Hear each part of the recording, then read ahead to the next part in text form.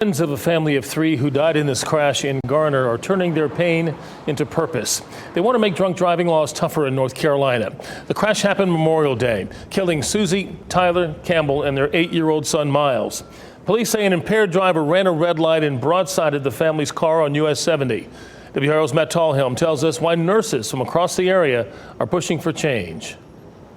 They're sending letters like this one to lawmakers here at the General Assembly, urging them to pass tougher laws and raise awareness about the consequences of driving while impaired. Loss is part of life when you work in a hospital, but it becomes personal when it's one of your own. It's been rough, but we're a really close-knit unit. We're like a work family. Mary Riscala and Joe Guzman worked with Susie Campbell at the start of her nursing career at UNC Health. Every time we were working with Susie, it was like, Susie's on. It's going to be a great day. Those memories are saved through a scroll of photos and dance move videos during breaks from caring for patients. In those videos and photos, you can just see the light inside her.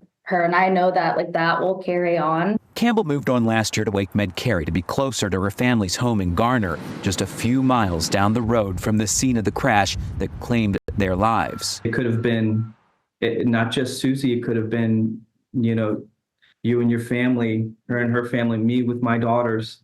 So I want to just kind of help prevent that in the future. That's why they've created a group, Nurses Against Drunk Driving, and are starting a letter-writing campaign to lawmakers asking for mandatory minimum sentences for repeat drunk drivers, stricter enforcement of existing laws, mandating the use of ignition interlock devices, funding for public awareness campaigns, and enhanced penalties for severe violations, including crashes that cause injury or death. It shouldn't cost lives. Exactly. Yeah. It's just very senseless. We're still trying to make sense of it. But that was really the driving force. This should have been prevented. These nurses want to make sure Susie Campbell's legacy of service lives on. We'll always remember Susie as compassionate, kind, motivated. But first and foremost, she was such a rock star mom to Miles and a rock star wife to Tyler. Matt Tallhelm, WRAL News, Wake County. Boy, that's such a big loss. The driver charged in the crash had a dozen traffic violations since 2015, including hit and run, speeding, and reckless driving.